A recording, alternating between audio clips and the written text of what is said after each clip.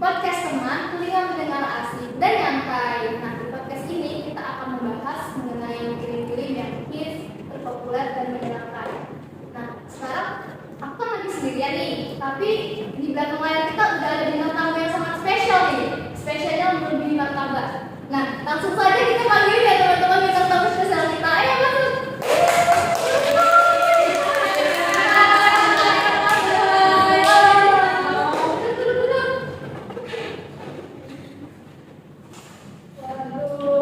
Semangat banget bikinnya. Gimana kabarnya? Alhamdulillah, baik. Oke, boleh dikenalkan dulu dong kepada teman-teman di rumah, namanya. Oke, silakan. Hai, saya Biza Fazira. Hai, saya Dede Talyabari. Halo semuanya, perkenalkan nama saya Siti Mukakao. Wah, cantik ya, nama Bisa aja. Nah, kesibukannya akhir-akhir ini ngapain sih? Kesibukan kalian itu? Kalau saya sih kuliah sih Kak. Kuliah di mana, Kak? Di Unimed Kak. Oh, dekatnya. Kakak ini di mana? Sama, kebetulan kami sekelas. Oh, ini di sana juga Iya. Kakak di sekolah. Iya. Keren. Ngomong-ngomong, aku salah nih kok pada bawa balon semua ya? Emang ada yang mau tahu? Enggak Kak, jadi kan di sini kami tuh ingin membahas suatu film. Ya, pasti teman-teman di rumah nih pada tahu filmnya karena filmnya tuh hits banget loh di tahun 2022. Film apa tuh kalau boleh tahu? Judulnya Miracle in Cell Number 7. Wah, itu kan film yang hits banget ya di tahun 2020. Bener banget sih, Kak. Film ini tuh makanya disutradarai oleh Hanung Bramantyo, di mana Hanung ini merupakan sutradara terkenal dan hebat Iya, yang bener, menciptakan Kak. film-film. Bener banget. Kira-kira siapa aja sih pemeran-pemeran dari film ini? Jadi di sini tokoh-tokohnya itu ada Dodo Rosa yang diperankan oleh Vino Bastian. Lalu ada Kartika kecil itu Graciela Abigail yang diperankan oleh Graciela itu. Lalu ada Kartika dewasanya itu diperankan oleh Mama Bujong. Baru juga ada Japra Effendi itu diperankan oleh Indro Warkop juga. Terus ada Zaki diperankan oleh Tora Sudiro. Juga ada Yunus diperankan oleh Digen Prakyona. Lalu ada Atmo yang diperankan oleh Indra Jegel. Lalu ada Asrul yang diperankan oleh Bright Domani. Selanjutnya ada juga Hendro Sanusi yang diperankan oleh Dewi Sumarto. Wah, jadi itu ya guys pemeran-pemeran yang pemeran utama yang memainkan film ini. Wah, jadi dipenuhi oleh aktor-aktor yang hebat ya. Iya, banget. Boleh cerita sedikit nggak tentang film ini? Itu diciptakan tentang apa gitu filmnya? Jadi Kak, filmnya itu bercerita mengenai suatu perjuangan seorang ayah. Jadi ayahnya itu kan berperannya itu namanya Dodo Roja. Dia itu seorang yang memiliki keterbelakangan mental. Yang dimana meskipun dia memiliki keterbelakangan mental itu, tapi dia tetap berusaha untuk melakukan yang terbaik untuk anaknya. Jadi biar supaya anaknya itu merasa bangga punya ayah seperti dirinya. Walaupun ayahnya itu cuma Seorang penjual balon. Oh, itu kalian jual balon. Iya, Boleh tahu dulu balonnya?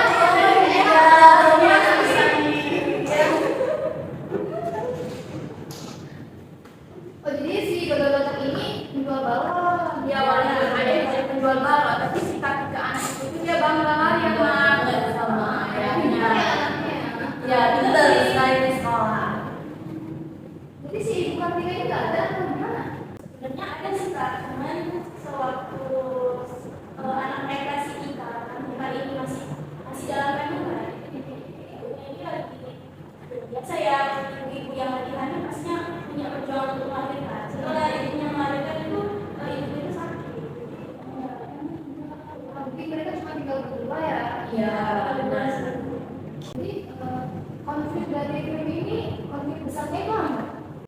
Jadi tuh Kak, konflik besar di film ini tuh si Dodo Roja itu yang ayahnya si Kartika tadi itu dituduh telah membunuh dan memperkosa si Melati ya?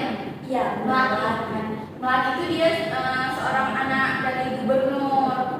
Jadi sebenarnya itu anak si Melati itu nggak benar itu beritanya itu dibunuh dan diperkosa oleh si Dodo Roja.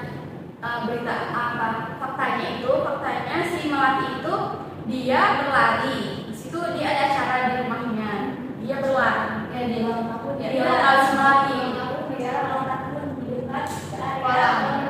Nah, jadi di situ ada wayang. Jadi di si melati tadi lari supaya kesandung. Dekat situ ada meja makan gitu. Rupanya kebenturlah udah jatuh, kebenturlah si kepala melati. Dia jatuh pakai dia sudah terikat tadi. Jadi dia kesandung terus jatuh.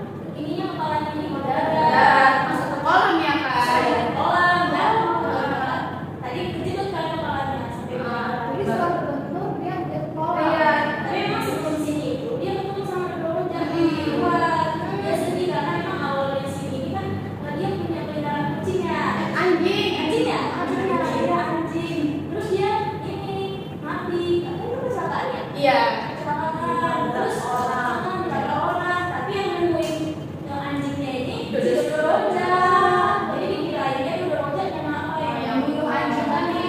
Nah setelah itu kan udah kecebur si melati tadi ke kolam renang, si Dodoroja tadi kan nyamperin kan ngejar si melati tadi. Dilihatnya lah kalau si melati ini udah nggak sadar diri di kolam. Jadi si Dodoroja itu kan punya keterbelakangan kan. Jadi dia mau nolong juga dia nggak pandai berenang. Rupanya di situ ada bambu ya. Dia lari. Dari bambu itu ya. Rupanya nggak nyampe kan. Nyampe bambu tadi untuk diraihnya si melati tadi. Akhirnya dia masuk kan. Masuk ke dalam kolam untuk nyelamati si melati tadi. Rupanya sebenarnya buka baju apa? Di situ ingatnya karena si ibunya ya, mamanya, istrinya, mamanya si melati, mamanya si pembantu, anaknya Kak itulah ayahnya selalu bilang kayak buka kalau bajunya basah dibuka, lalu nggak masuk angin. Iya, anaknya sebelum dia berangkat yang mau ke rumah si melati ya, dia kan sebelum berangkat ke rumah melati dia ada anaknya dulu si Ikra ke sekolah. Makanya ini nanti jangan mau makan. Nanti kalau datang hujan jangan lupa baju diganti sakit. Iya. Jadi ke situ. Nah ditengoknya lah baju dia tadi sama baju si anak tadi si melati tadi basah. Jadi dia otomatis buka bajunya agar tidak masuk angin katanya kayak gitu. Jadi sama-sama buka baju dan dia itu kayak masih harus buatan. Pas pulang si omanya melati neneknya melati. Dan pas pulang lihat kejadian itu kiranya si melati itu tadi dibunuh dan diperkosa oleh tapi sebelum itu dia kan tadi ngambil gabung dia coba buat ngapain si melati. Cuma dia kiranya dia mau dibunuh sama satpamnya. Bukan si Dodoroja. Karena dia kirain mau diapa-apain rumahnya. Itu sisinya. Konflik besar pentingnya. Terus berakhir dia di penjara dan Iya. terus makanya di penjara terus karena nggak bebas itu.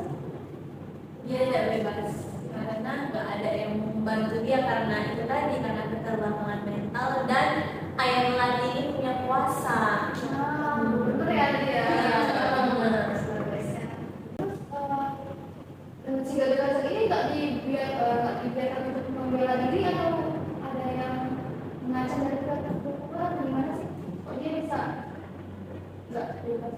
Awalnya orang itu udah kayak berusaha untuk mencari fakta-fakta kejadian si Dodoroja itu tadi. Dan udah kayak membantu lah supaya proyek dari Dodoroja ini tidak bersalah gitu kan. Tapi si Dodoroja tadi rupanya udah latihan loh kan, karena dia punya keterbelakangan susah untuk menjelaskan. Jadi udah latihan orang itu di sel sama kawan-kawannya yang penjara, satu kamar penjaranya. Udah latihan. Kalau Antik bakalan ngomong kayak gini dan bercerita juga kan, rupanya akhirnya waktu mau masuk ke ruangan sidang untuk bebas itu datang si ayahnya laki tadi nyamperin si Dodoroja kayak ngancam lah ya kan, Diancam, suruh buka. Jangan buka suara gitu. Kalau misalnya kamu buka suara, anak kamu bakal saya bunuh. Iya, Tika yang bakal bunuh. Ya. Iya, benar. karena dia sayang banget kan sama anaknya, makanya dia udah jadi anaknya. Jadi gubernurnya itu kayak nggak mau lah reputasinya itu turun. kecil Iya. Terus ending garis besarnya gimana sih? Apakah happy ending atau sad ending? Sad ending sih. Tapi meskipun begitu si Kartika ini bisa membongkar kejadian ini yang sebenarnya. Karena dia kan sekolah besar jadi pengacara sih Kak. Kadang awalnya dia pengen jadi dokter ya kan, dia kandungan waktu ibunya masih hamil ya, ibunya dia bilang kamu kan harus jadi dokter ya. Jadi pengacara. Ya, karena diusut kasus ayahnya. Jadi si Kartika ini akhirnya membela kasus ayahnya supaya yang ayahnya bersih gitu ya. Iya. Tapi itu katanya ayahnya udah meninggal kan. Iya. Oh, itu kasusnya ayahnya sudah meninggal. Iya, pas Iya. itu ayahnya meninggal. Pas dia bantu kasus lain ini Apa ya namanya? Ada nggak sih scene favorit kalian di dalam film ini? ada sih Kak, sumpah. Oh, ada. Karena boleh sih ada scene yang paling berkesan itu dan paling seru itu di saat si Kartika sama ayahnya itu buat malam di malam hari sebelum ayahnya jualan di siang harinya ya, sebelum kejadian ayahnya dibunuh. Terus ada kejadian juga yang scene-nya yang anaknya si Ika itu dimasukin ke sel ya. Dia Masuk ke dalam karena dia ayahnya tadi kayak pengen lagi sama anaknya. Dia nggak mau makan, nggak mau semuanya, jadi temen-temen itu kayak sepakat gimana ya caranya kalau kita sudupin Kartika ya. Tapi memang pas dia masuk ke situ, itu memang jadinya pas malam ya, Malam pas itu juga ada acara. Iya, Ada terus waktu malamnya orang itu kayak, karena kan ayahnya kan jualan balon tuh, jadi balon-balonnya itu ada, jadi orang itu kayak lagi party-party malam itu. Terus ada sipir yang lagi jaga, terus temen dia itu kayak komplotan dia kan, kayak bantu kayak biar dia nggak ketahuan ayahnya gitu. Dia pura-pura kejakin dia. Itu si apa tadi namanya yang perannya Ryan Dominic. Iya, ada yang mani dia, terus itu dia tapi kejakin kayak gitu. kayak ketawa Iya, dia ketahuan ya kan. Jadi kan ini kayak paling ininya ya kan. Paling perhatian sih. Jadi pas penjaganya mau nengok lagi udah gak jadi, dia lupa. Jadi lucu. Terus juga ada scene-nya itu yang waktu ada anak itu jerit ayah tuh kayak marah. Iya. Baru kan orang itu bilang kayak ayah pura-pura gitu kayak main Iya. Kayak sama. Iya, di sini tuh masih yang di Iya. Terus yang ada acara apa sih kemarin? Ada ceramah ya? yang bagian Buddha. Enggak, sebelumnya Buddha Nah, pengajian ya? Yang pengajian. Iya, Yang kayak kayak apa itu? kenapa kalian nggak ikut Nggak ikut. pengajian ya? Saya kan ini menimba botol. Lalu dia kayak itulah ada botol pas ada botol Iya. ya sedikit sih gitu negaranya kan kenapa nggak itu iya soalnya kami ateis terus ini pas di depan ada botol sama si Japar tadi ini penyebab botol katanya.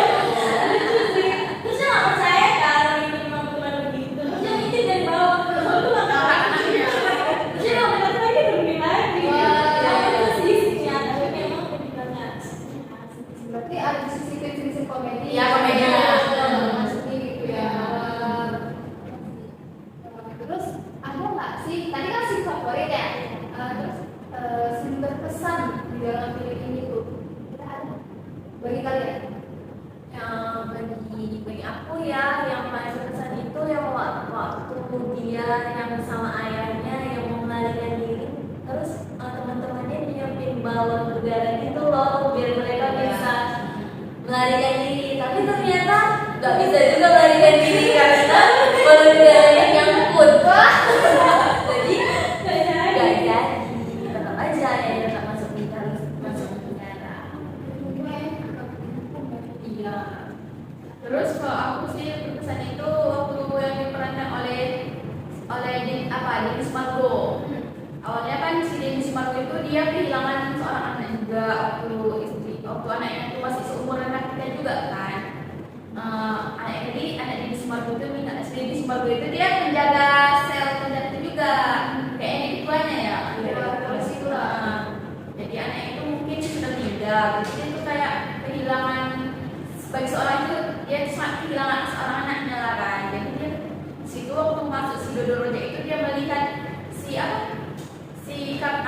kalau si Dodo Rojak ini dia membunuh seorang anak kecil sampai memperkosa juga, dia sangat kesal, marah, benci sama orang kayak gitu. Jadi kayak itu sampai memukul si Dodo Rojak kan, terlaluan kayak gitu lah mungkin. Nah di situ awalnya kan si Deddy Sumargo itu dia kayak benci gitu kan sama si Dodo Rojak ini. Rupanya akhirnya dia melihat waktu ketahuan kalau si enggak, waktu Dodo perempuan itu menyelundupin anaknya ke sel, dia ketahuan akhirnya nah di situ ketahuan kan. Jadi di situ dia kayak masa seorang ayah sama anaknya bisa membunuh orang yang seumur anaknya gitu kan. Kayak nggak mungkin lah si Deddy Sumargo tadi. Akhirnya dia kayak nyari tentang si Dodo Rojak ini tadi, kayak fakta-fakta sebetulnya gimana sih ceritanya. Kalau dilihat dari alasan masuk penjara itu masa seorang yang terbelakangan bisa menjelaskan secara detail seperti ini kan, nggak mungkin kan kayak gitu. Jadi akhirnya dia kayak respect ke akhirnya di kayak ditelitinya cerita aslinya kayak mana. Akhirnya dia tahu kalau dia ini bukan seorang pembunuh, bukan seorang pemerkosa juga. Dan akhirnya si Deddy Sumargo ini punya rasa kayak kasihan lah sama si Dodo Rojak. Akhirnya si Deddy Sumargo ini tadi berusaha untuk membebaskan si Dodo Rojak ini tadi, kayak itu memperjuangkan si Dodo Rojak ini supaya keluar dari sel. Tapi sebelum sini itu, sebelum Deddy Sumargo itu membantu itu, dia kan masih benci tuh. Kan ada adegan yang waktu di sel itu kebakaran. Nah itu juga yang berkesan. Di situ sih awalnya. Makanya kan kebakaran itu terjadi karena Ada seorang yang membakar penjara itu kan. Terus seorang yang iri itu karena masa dia ini boleh bawa anaknya ke penjara, sedangkan saya nggak dikasih ayahnya melihat berkunjung untuk melihat dia. Ayahnya nggak ada kan sama si Deddy Sumargo. Terus si Deddy Sumargo kalah. Terus dijatuhin sama lemari kan. Jadi posisinya dikunci. Ya kebakaran dia meninggal di dalam. Tapi memang pada saat itu si Lewat. Terus dia bingung ya sebenarnya karena itu kan dikunci. Terus dia ngambil kayak sesuatu besi atau batu lah. Terus dia buka yang angkat ini, namanya juga dia sebenarnya keterbelakangan mentalnya ya. Jadi Iya. kayak bingung juga dia sebenarnya kenapa ya mau bantu. Terus dia kepikiran angkat ini. Nah terus setelah itu dia kan nggak mampu tuh ngangkat si Deddy Sumargo. Terus dia seret ya kan. Di situ memang agak lucu sih waktu dia nyeret, tapi ada sedih juga. Iya, karena dia nyeret gitu kan, kayak lucu aja gitu. Nah baru itu dia sadarkan dan di rumah sakit sampainya dibilang si dokternya kalau dia ini yang nyelamat itu lebih parah daripada dia. Disitulah dia kayak punya rasa harus kayak ngasih berbalik rasa ngasih Dodo Rojak yang tadi terima kasih dia. itu tadi sih berkesan ya. Terus film ini kan dibintangi oleh aktor yang berkelas yang punya acting yang luar biasa gitu ya. Menurut kalian ada nggak sih menurut kalian nih acting aktor yang paling baik atau paling memorable gitu di kalian? Terus si Dodo Rojak sih masih Yang aslinya sih Pertamanya jauh sih dia itu memerankan itu kayak betulan dia itu kayak punya keterbelakangan. masalah dia dibully. Dia tuh kan kita tahu kan Cara ngomong dia tuh agak yang banget sih, rasis sih ya cara ngomongnya kayak gak jelas-jelas gimana gitu. Terus aku selalu sama anak dia sih. Dia masih kecil, belum mampu gitu memerankan si cewek ini ya, anak kecil. Nah, dia pintar ya kan. bisa mentransfer rasa sedihnya ke penonton. The best sih. Ini Itu juga bagus. ya Indro sejapat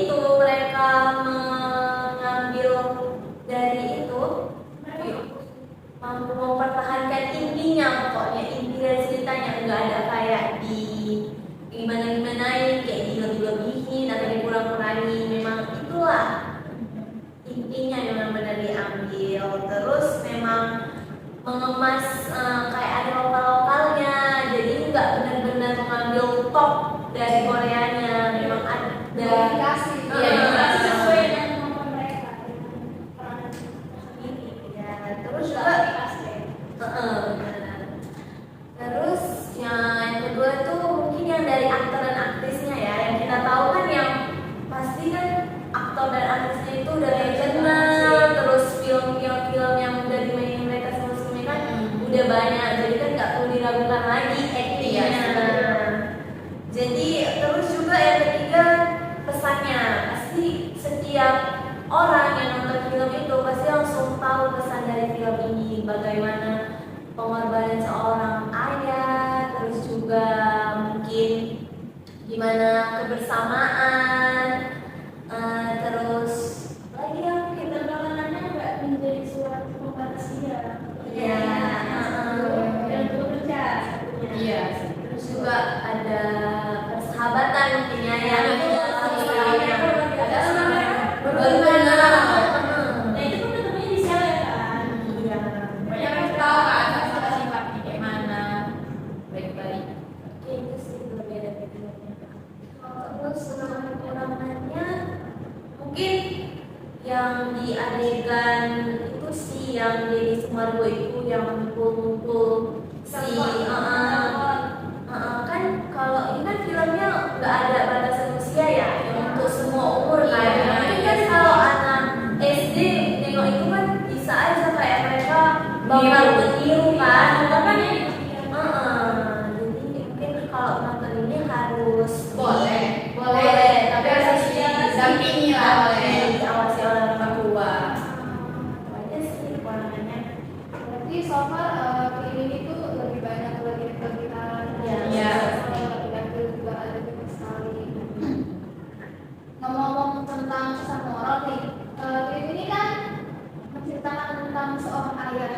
Menurut kalian, gimana sih peran Indra Basri itu? Apakah pada saat dia memerankan seorang ayah, apakah sudah sampai ke penonton? Apakah dia menjadi ayah yang baik? Kan dia dengan latar belakang mentalnya, bukan? Apa sih yang bisa didapat dari ini? Kalau menurut saya sih udah luar biasa sih itu si Vino Bastian itu, Vino Bastian itu. Karena kan dia punya keterbelakangan, tapi dia kayak berusaha lah untuk melindungi anaknya terbaik untuk anaknya. Tapi dia berikan kasih sayang dia itu anak semangat dia. Walaupun dia begitu kalau latar belakang dia begitu agak signifikan sih sebenarnya. Terus saat scene bentuknya mengancam berprogram itu kan seharusnya seorang pemimpin tidak boleh menyalahgunakan kekuasaan. Iya, nah itu kan semua orang juga dapat Jangan menyalahgunakan kekuasaan. Tapi sekarang tuh banyaknya kayak gitu. Ya, menjaga image kan. Dan juga kayaknya sama ini kita nggak boleh sih melihat orang itu dari luar kayak ini kan sudah bekerja dia dari mental nggak mampu melakukan apa yang dia bisa, maksudnya dia kayak masih tahu ke orang bahwasanya jadi itu nggak seperti itu. Maksudnya boleh lagi terus lebih dalam kasih kesempatan ya. Terus juga kan pesan moral itu kayak dengan melihat peran si Dodo Roja itu, kita tuh bisa menilai kayak kayak manapun kondisi ayah kita kan, kita harus tetap menyayangi ayah kita. Kayak itu kan kayak selalu kayak waktu bagian video yang pertamanya itu kan kayak ada ayahnya itu kayak dibully atau kayak anaknya kan berusaha untuk menenangkan si ayahnya lah. Jadi kita tuh kayak mana kondisi ayah kita, kayak mana Pokoknya selalu support ayah kita. Iya sih itu. Kayak ayahnya nggak sedih. Iya, nah itu. Dan waktu anak itu sayang banget sih waktu dia suruh ini ayah jangan lupa makan. Nah. Kalau hujan jangan lupa ganti baju dia ya biar nggak sakit. Lebih dewasa anak Iya, ya. lebih dewasa anaknya. Anaknya mungkin ngerti kan.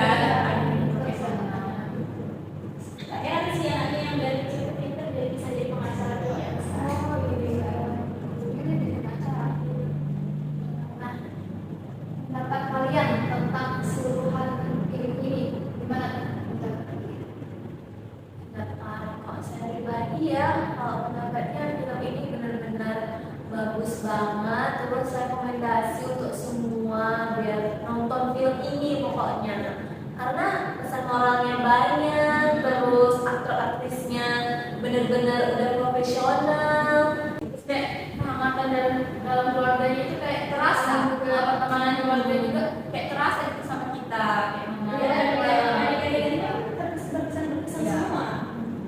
Jadi kan kita kayak lihat seorang ayah, kita bayang-bayangin lah kan perjuangan ayah kita sama kita kayak mana. Ya maksud sih Sedih banget sih sebenarnya. Jadi pada nangis sih pas nonton. Kira-kira nonton di rumah nangis juga kan nih pas nonton. kalian harus nonton sih. Nonton karena filmnya perfect. Red dong dari 1 sampai 10 berapa Red? Kalau aku 10. Aku 9,5 sih. Tapi aku kurang suka itu yang itu adalah kan ada adegan pukul gitu. Ngomongin juga ada waktu si Jafar bilang kan si Dodo aja nggak tahu masalah kayak itu nggak sih disebutkan. Nanti kita sensor ya. Waktu dia bilang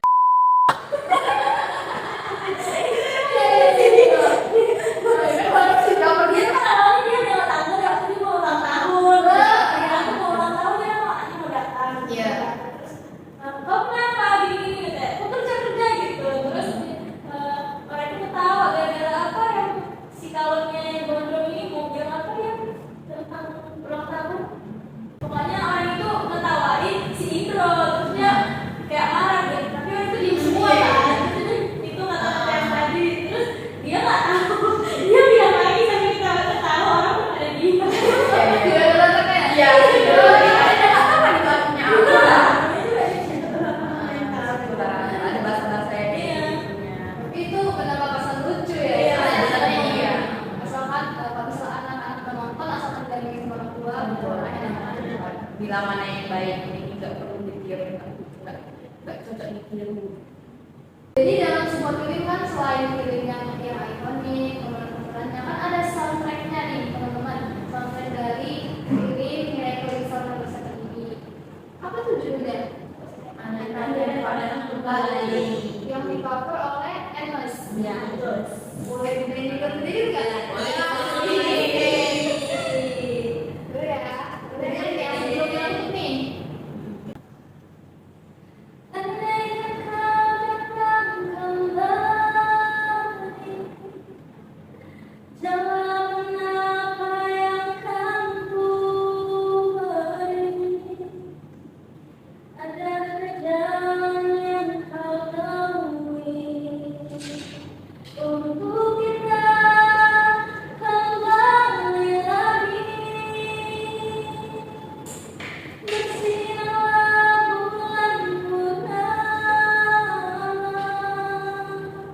seindah saat tulus cintanya.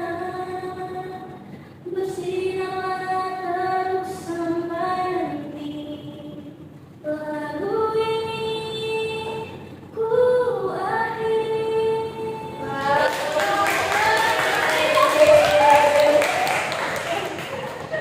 Jadi itu dia soundtrack film dari Miracle in Cell yang dimana lagunya masuk ini juga ya. Film ini juga Ada seperti yang menggambarkan film iya. Makasih ya pada para bintang tamu kita hari ini yang sudah menceritakan nih tentang film yang sangat luar biasa yaitu Miracle in Cell No. 7 yang dimana dunia itu banyak sekali ya pesan-pesan yang dapat kita ambil gitu. Buat teman-teman di rumah jangan lupa nonton podcast teman. Terlibat asik dan hangat. Oke, makasih Kak. Balon gitu gimana?